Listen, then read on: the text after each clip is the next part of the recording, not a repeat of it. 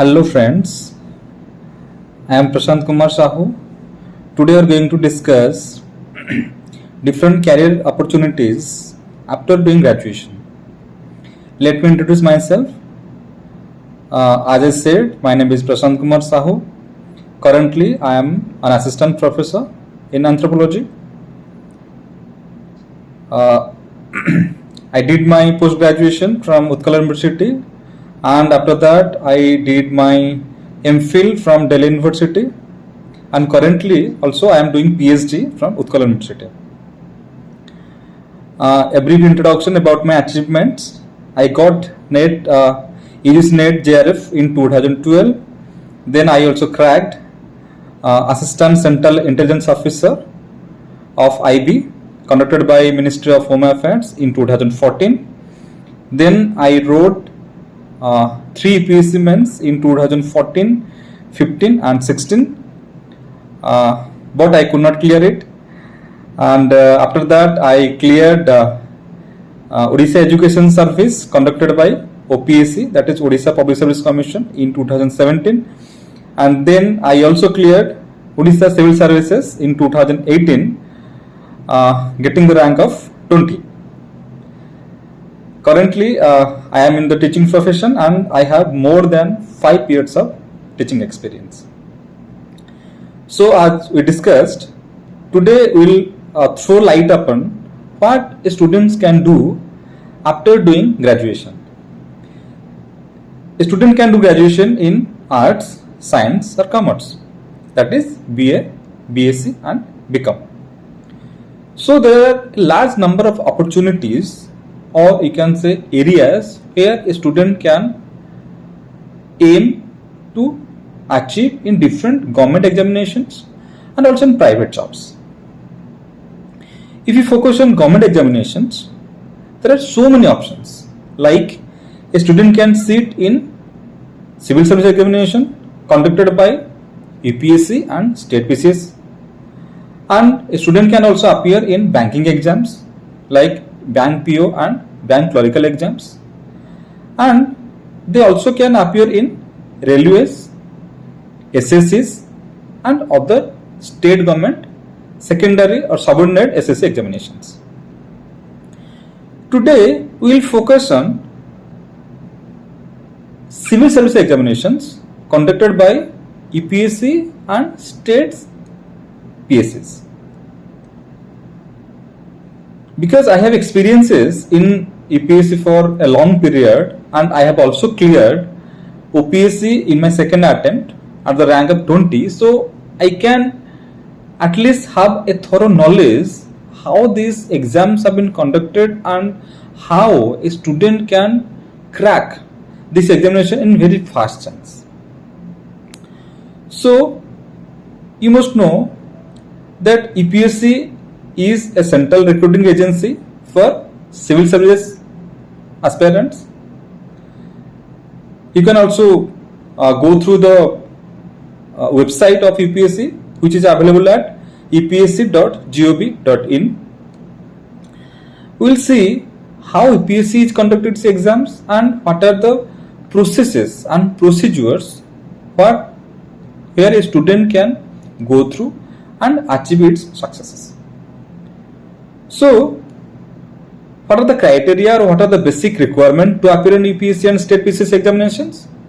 First is, a student or a candidate must have completed the graduation which is recognized by any Indian university, and also he should have completed 21 years of age by August of that year.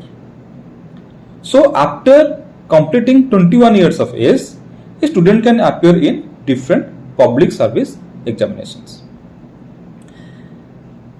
So currently, if you see, UPSC conducts the civil service examinations, which also have different services in it. For example, we can see Indian Army Service IS, Indian Police Service IPS, Indian Foreign Service IFS, Indian Revenue Service, Indian Postal Service, etc. and etc. So these are the services, around 23 to 24 services which are included in the civil service examination. Similarly, the state service examiners also, they are recruiting the state cadre officers, like in Odisha Public Service Commission we have OS, Odisha Administrative Service, we have OPS, Odisha Police Service, we have OFS, Odisha Financial Service, etc. and etc. So now we know the criteria, the basic two criteria for attempting civil service examinations. If you focus on UPSC generally gives its notification in February month, and the form fill up process starts around mid February to mid March. The preliminary exam, I must also say that these UPSC examinations happens in three different stages. First one is preliminary examinations, which is based on two papers, two objective or multiple choice question based examination, where a student sits in two sittings. First is paper 1, which is basically based on the general studies, like you have Indian economy, Indian polity, Indian geography, Indian history, current affair, science tech, etc. And in the preliminary exam also, we have paper 2, which is called GS2, which is basically a different quantitative aptitude questions, logical reasoning, English comprehension, and so on. So, in preliminary examinations, UPSC tests the candidates' basic aptitude, and those who clear the UPSC preliminary examinations, they go through to the next stage, that is UPSC mains examinations. In UPSC mains examinations, which occurs after 3 to 4 months after the preliminary examinations, in UPSC mains, a student has to take optional subjects and 4 GS papers, GS1, GS2, GS3 and GS4, and 1 essay paper he has to write. Besides this, he or she also have to write 2 compulsory papers, like English and any Indian language which he or she is used to or which is the mother tongue. Like when I wrote compulsory papers of English and Odia, because Odia is my mother tongue. So each paper carries 250 mark, the optional papers, while the compulsory papers carries 300 each. So if you calculate the marks which test or which actually selects the candidates on the basis on the merit are 4 GS papers, 250 each, so is equal to 1000. 2 optional papers is equal to 500, so 1000 plus 500 is equal to 1500, and 1 essay paper which is 250 marks. So if you calculate the total mains marks, full marks of mains, it is 1750 marks. This is the second stage of UPSC civil service examinations. Those candidates who clear the UPSC mains examinations, they are selected for the next stage, that is UPSC personality test or Viva. In personality test, which is generally occurs 3 to 4 months after the mains examinations, in personality test, UPSC generally tests the aptitude of the attitude of the candidate, like his personality, his behavior, his mental, also to some extent his mentality, how he performs, and his command over general knowledge that is surrounding within him and in the different social issues. So finally, it is around 4 to 5 days after the completion of all the candidates interview or viva, UPSC gives its final result. So the whole process takes around 1 year. In February the notification comes, and around in May or June the final result is over. So if you see, what is important is, I cannot say any process is insignificant, but every stage of UPSC, it is very significant. One cannot negate that prelim is very important, or mains is very important, or viva is very important. But in every stage we found that a student has go through hard work and perseverance, persistence, as well as some patience and confidence. Because without patience and confidence, UPSC is not going to happen. I have a large experience because I have failed in UPSC, so I know I can share my failures, why I failed in UPSC. So if you see, UPSC tests its candidates general knowledge in different subjects. It's very different from university examinations. We'll in next videos we'll come to UGC lectureship opportunities and in different other areas. In coming videos we'll see. But because today we have focused on civil services examinations conducted by UPSC and state PCS. So you will see, UPSC generally conducts this examination and it selects those candidates who have a general command and a thorough knowledge in different socio-economic political issues. Let me also add that the current framework of UPSC has been changed since 2013. In 2013, the two optionals were discarded.